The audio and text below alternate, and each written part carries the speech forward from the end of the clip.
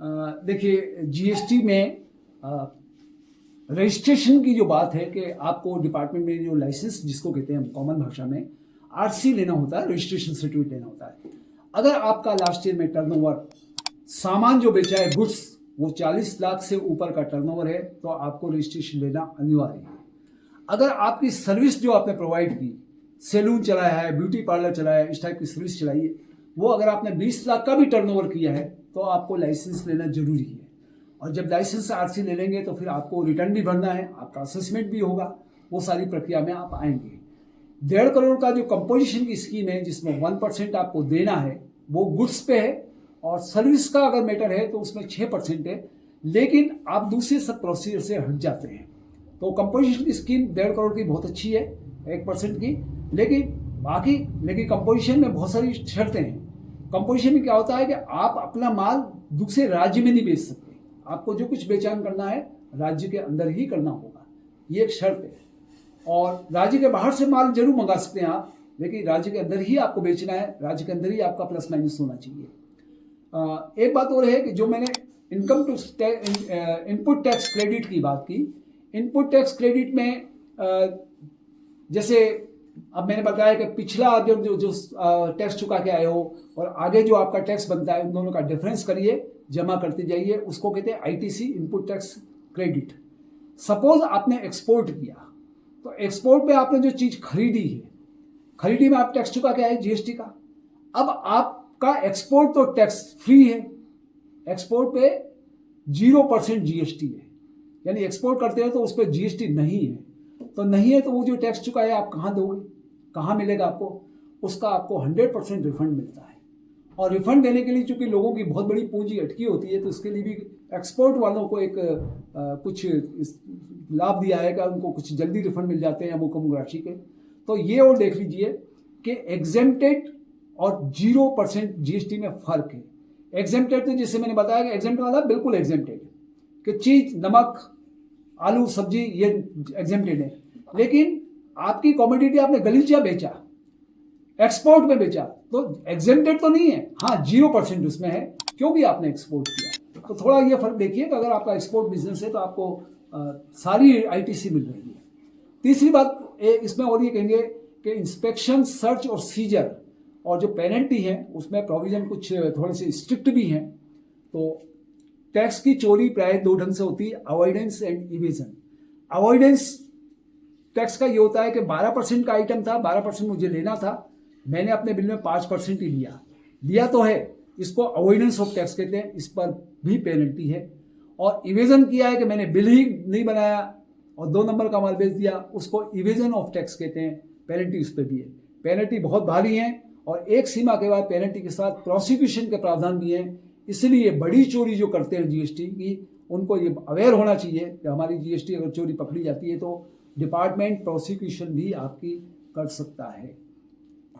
एक दो चीज़ें और बताऊंगा मैं कि इसमें जो रिटर्न है, जो व्यापारी रजिस्टर्ड हैं उनको जो रिटर्न देना है, वो रिटर्न साल के कई सारे रिटर्न हैं, उसमें बहुत सारी डिटेल मांगी जाती है।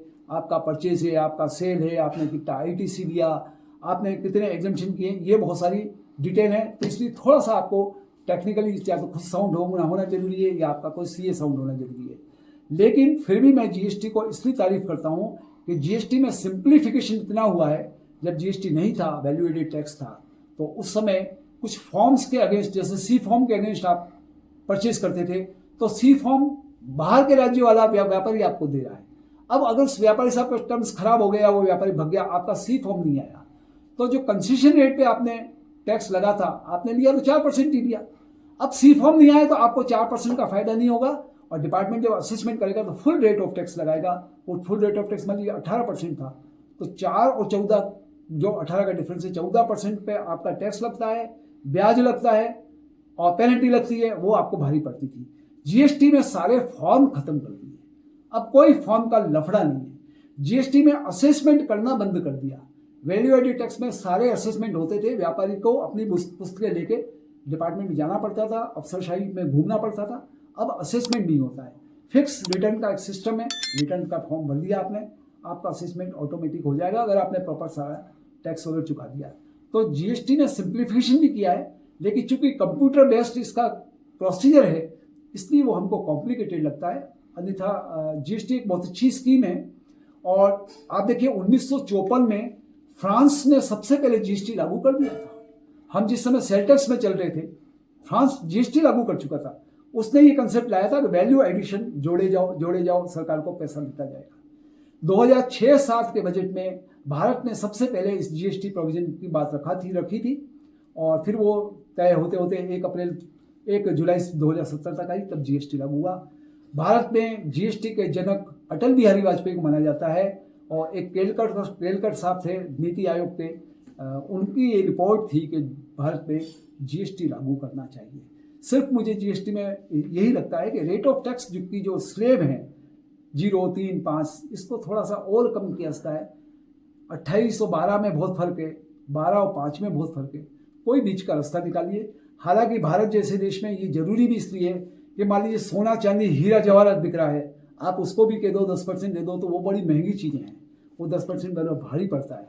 सिंगापुर वगैरह तो बहुत एडवांस है, वहाँ वो 15% ही दे सकते हैं, सुई पे भी दे सकते हैं और जहाज पे भी दे सकते हैं। लेकिन भारत में थोड़ा सा मुश्किल है, लेकिन फिर भी गुंजाइश है कि जो रेट ऑफ स्लेब है इनको स्लेब को थोड़ा कम किया जाए, प्रोसीजर कम किया जाए, रिटर्न की संख्या कम की जाए, रिटर्न को सिंप्लीफाइड बनाया जाए। और एक जो एग्रीकल्चर को जो टोटली जीएसटी से फ्री किया है किसान को, वस्तुतः किसानों को जीएसटी फ्री का फायदा नहीं मिल रहा है। किसान के नाम पे जो बड़े लोग किसान बन के बैठे हैं और अपनी दूसरी इनकम को किसानी इनकम के नाम पे जीएसटी फ्री करा रहे हैं, वो गलत है। तो मेरा मतलब ये नहीं है कि आप किसान पर टैक्स लगा दें, लेकिन किसान की आड़ में जो बहुत बड़ा एक धोखा हो रहा है। और देखिए किसान की बात करें, देश में सबसे ज़्यादा किसान हैं, कृषि है, लेकिन कृषक को तो ये कह दिया कि आप पे जीएसटी नहीं लगेगा। लेकिन कृषक जो बीज खरीद के लाया, कृषक जो फर्टिलाइजर खरीद के लाया, कृषक जो ट्रैक्टर खरीद के लाया, उस पर तो वो टैक्स चुका के आया ना जीएसटी। अब अगर वो व्यापारी होता तो उस जीएसटी का समायोजन आईटीसी में उसको मिल गया होता, उसका तो खेल खत्म हो गया। तो उसको आईटीसी नहीं मिल रहा, उसका दिया हुआ टैक्स जो है वो सारा सरकार को जा रहा है। तो कम से कम किसानों के लिए जो बहुत देश की एक बहुत बड़ी जनसंख्या है, उसको जो चुकाया हुआ टैक्स है उसको रिफंड देने का कुछ प्रोविजन करना चाहिए। जिस तरह से एक्सपोर्ट में रिफंड हम दे रहे हैं कि एक्सपोर्ट किया तो आपने जो टैक्स चुकाया उसको हम 100%, किसान को भी कुछ ना कुछ प्रोविजन रिफंड का होना चाहिए। और मैं समझता हूँ जो पिछले साल देश में एक बहुत बड़ा किसान आंदोलन हुआ था, एमएसपी को लेकर हुआ था कि मिनिमम सपोर्टिंग प्राइस दिया जाए। मुझे लगता है किसानों का आंदोलन या आंदोलन नहीं कहना चाहिए, मांग कहनी चाहिए, आईटीसी को लेकर होनी चाहिए। और एक आकलन था कि करीब 45,000 करोड़ रुपए, 45,000 या ऐसा कोई करोड़ का फिगर पूरे देश में बीज, ट्रैक्टर, उर्वरक, इन पे किसान टैक्स देता है, वो सरकार के खाते में चला जाता है, उसको उसका कुछ नहीं मिलता है, उसका आधा % 1% कुछ तो आप रिफंड दीजिए। तो देश में इस समय एमएसपी से भी ज़्यादा किसान को आईटीसी की जरूरत है। एक ये बहुत बड़ा बर्निंग इशू है, सरकार को स्वयं भी इस पर सोचना चाहिए। साहब बहुत ही अच्छी आपने तो जानकारी दे दी शॉर्ट एंड स्वीट में। तो मैं आपसे आपका परिचय भी जानना चाहूँ साहब, क्योंकि एक जो इतनी जानकारी तो एक या तो अफसर ने हो सके या फिर वो अंदर बीरे मायने में जानते हुए या कोई रिसर्च करोड़ी हो। तो थोड़ा सर आप नाम भी बता दें और आप परिचय दे दें साहब माने। देखिए सुलभ जी, मेरा नाम पद्मेश तेलंग है। 24 ईयर्स की एज में 81 में मैंने जो आरएस का एग्ज़ाम दिया था, मेरा उसमें सिलेक्शन राजस्थान गवर्नमेंट में हुआ। फिर मेरे प्रमोशन होते गए और मैं जब रिटायर्ड हुआ 2016 में, उस समय मैं additional commissioner commercial taxes department में था, जो अब जीएसटी कहलाता है, उस समय वैल्यू एडेड टैक्स था। मैं उसके साथ ही जो ऑफिसर ट्रेनिंग स्कूल है यहाँ जयपुर में, उसमें एक सेक्शन है state tax academy of Rajasthan star, उसमें मैं डायरेक्टर था। तो वहाँ हम टैक्स से संबंधित एकेडमिक बहुत काम करते थे। जीएसटी जब आने वाला था, जीएसटी 2017 में आया, लेकिन इसकी तैयारियां 2011-12 से शुरू हो गई थी, सारे राज्य करे थे। राजस्थान राज्य में हमारा ओटीएस जो था, डायरेक्टर जिसमें मैं था, हम लोगों ने राजस्थान सरकार के लिए जीएसटी के प्रोविजंस, उस पर गवर्नमेंट की क्या डिमांड हो सकती है, हमारे हित किस में है राज्य के, इसमें बहुत सारी मीटिंगों में भाग लिया। हम लोग बहुत सारी ट्रेनिंगों में गए हैं। दिल्ली में NIPF, national institute of public policy and finance, उसमें हम लोगों की जीएसटी ट्रेनिंग हुई है। हम लोग बेंगलोर ट्रेनिंग में गए हैं, चंडीगढ़ गए हुए हैं। और एक बात और है कि जब मैं रिटायर्ड हुआ तो उसके बाद मुझको एक मल्टीनेशनल कंपनी है अर्नेस्ट एंड यंग E&Y, उसने मुझे हैदराबाद में जीएसटी एडवाइजर के रूप में बुलाया था। मैंने तेलंगाना स्टेट गवर्नमेंट को, फाइनेंस डिपार्टमेंट को जीएसटी को इम्प्लीमेंट करने की, जब 2017 में लागू हुआ उसके पहले से ही मैंने ज्वाइन कर लिया था। हमने वो सारी स्कीमें जो इस तरह की स्टडी है, जैसे मैंने एग्रीकल्चर की बताई, हमने होटल इंडस्ट्री पे भी डिस्कस किया, हमने वो सारी रिपोर्टें भेजी थी। अब चूंकि एक दिल्ली में जीएसटी काउंसिल है, वो चूंकि सेंट्रल का विषय हो गया, तो पूरे स्टेट से अलग अलग रिपोर्ट तो लेती हैं, लेकिन लागू करने वाली जो है वो जीएसटी काउंसिल दिल्ली है। तो हमारी रिपोर्टें भी तेलंगाना, हैदराबाद से बहुत सारी रिपोर्टें गई थी।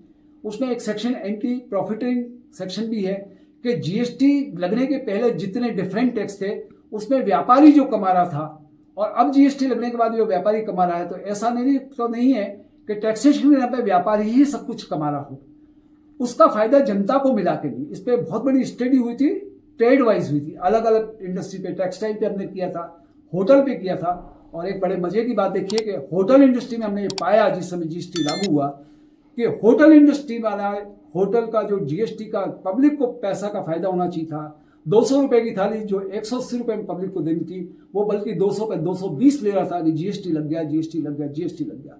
तो कुछ इस तरह के ट्रेड हैं जिनको चिन्हित करके, उनकी स्टडी करके उनको बताना चाहिए कि आप जीएसटी लागू करने के पहले इतना प्रॉफिट खा रहे थे, अब जीएसटी लागू होने के बाद ये प्रॉफिट पब्लिक को क्यों नहीं मिल रहा है। तो मुझे लगता है सरकार को ये काम और करना चाहिए। आपने तो खैर मेरा परिचय पूछा, तो मैंने अर्नेस्ट एंड यंग में, ये विश्व की 4 बड़ी टैक्सेशन की फाइनेंशियल एडवाइजरी कमेटी हैं, कंपनीज हैं मल्टीनेशनल, और वर्ल्ड बैंक ने बहुत बड़ा पैसा दिया था इंडिया के स्टेट्स को। तो उन्होंने अलग अलग स्टेट गवर्नमेंट को ठेके दिए इन 4 कंपनी में। E&Y कंपनी है, एक डेलॉइट है, एक KPMG है, एक PwC है। इन 4 कंपनियों को ही पूरे इंडिया के सारे स्टेट के जीएसटी को लागू करने और एडवाइज करने के ठेके मिले थे। E&Y कंपनी को भी कुछ स्टेट मिले थे, उन्होंने स्टेट में उन्होंने मुझे हैदराबाद, तेलंगाना दिया था, जिसमें हम लोगों ने जीएसटी इम्प्लीमेंटेशन में बहुत मेहनत की, बहुत काम किया। तो मुझे लगता है कि, और चूंकि मैं जब रिटायर्ड हुआ था उस समय मैं अपीलेट अथॉरिटी भी था, तो अपील के जितने टैक्सेशन के विवाद होते हैं, व्यापारी, इंडस्ट्रीज, बड़े बड़े विवाद भी और गवर्नमेंट के बीच में, उसकी मैं अपील सुनता था, जुडिशियल कैपेसिटी में सुनता था। उसमें हमने सरकार के खिलाफ भी फैसले दिए हैं, जहाँ सरकार गलत है, जहाँ गलत ढंग से डिमांड लगाई है, और व्यापारी के पक्ष में भी दिए हैं, व्यापारी के अगेंस्ट में भी दिए हैं। तो एक अनुभव मेरा लंबा है, 36 साल की मेरी नौकरी है। मैं deputy commissioner administration Bikaner division में भी रहा हूँ, जहाँ मेरे पास चुरू, झुंझुनू, बीकानेर डिवीज़न थे। मैं भीलवाड़ा डिवीज़न में भी डिप्टी कमिश्नर एडमिनिस्ट्रेशन टैक्सेशन में रहा हूँ। मेरे पास 5 जिले थे, राजसमंद जिला, चित्तौड़, भीलवाड़ा इत्यादि, प्रतापगढ़। तो और सारी चूँकि कॉमोडिटी जो है, जीएसटी हो चाहे वैल्यू एडेड टैक्स हो, करीब करीब सारी कॉमोडिटी पे ये टैक्सेशन लगता है। तो जहाँ जहाँ मेरा पोस्टिंग रहा, 36 साल की नौकरी में 24 पोस्टिंग रही, ऑलमोस्टली पूरे राजस्थान में घूमा हूँ, ऑलमोस्टली सारी ट्रेड को हमने देखा है। भीलवाड़ा में टेक्सटाइल इंडस्ट्रीज थी, बीकानेर में भुजिया और पापड़ की इंडस्ट्री थी, अलग अलग स्टेट, अलग अलग जगह की है। तो अलग अलग व्यापारियों की समस्याओं को सुनने, देखने और फिर उनकी अपील सुनने का बहुत बड़ा अनुभव है। तो उस अनुभव से हमको बहुत फायदा हुआ, और इसीलिए मल्टीनेशनल कंपनी ने सरकारी अधिकारी को रिटायरमेंट के बाद बुलाया। हमारी अनुभव का उन्होंने फ़ायदा लिया। जीएसटी पे हम लोगों ने लागू होने के पहले भी बहुत काम किया। हमने पूरे OTS में, जो मैं डायरेक्टर था, जो मैं कह रहा हूँ एकेडमी में, हमने जीएसटी लागू होने के पहले पूरे राजस्थान में घूम के, पूरे राजस्थान में मैं और मेरी फैकल्टी ने घूमकर tax advocates, CA, trade, transport association वगैरह, इन सबको जीएसटी के बारे में आने के पहले भी बहुत कुछ समझाया, बताया, और आने के बाद भी जीएसटी को इम्प्लीमेंटेशन में हमने गवर्नमेंट को भी सहयोग किया, अपने डिपार्टमेंट को भी सहयोग किया। रिटायरमेंट के बाद भी अब भी as a private person, as a private experience person, GST के लिए हम लोग जहाँ जहाँ आवश्यकता है, जैसे आप पधारे, आपको बताया, कर ही रहे हैं। Thank you sir, thank you.